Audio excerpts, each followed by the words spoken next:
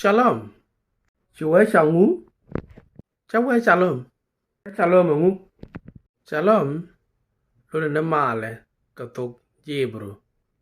Cái ngu cái nó cũng là dương na male nó cái nhầm. Để lối dương na Shalom cái con nuôi nó con đào. Male mo go ran check. Ran check. Check lore ni ran kwat. Ma chia ku kwija. Kwat chia shuen mera rode shuen gentale. Cái gentale ngu. Cái ngu chu kwat cho là phạc chia mera rode mo. Cái gen shuen là na da chol ramen palke. Để cũng là chol đi cái shuen điện. Gentale. Gentale nó ramen shima ran ji juice. Kullo no kon dial ko kon gentale ko cái gì jinu er chet ka bo. Ma chien gentale. Ana ran ji juice.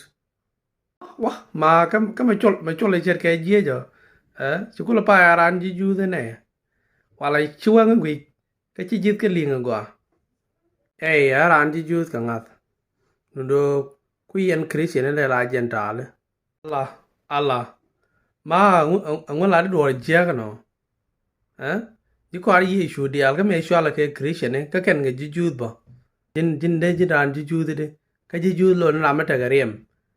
Cái gì này dân nuôi, cô là ran ji juice đi, cô là dân thà đấy, cái con ji juice, cho cái này mà xe nên nó chưa cái này Christian này, cái gì là Christian đó, mà qua juice nặng, mình là mà cái là lao đấy, nó qua cái gì, dân qua ji juice, cái con nuôi đó hoàn à.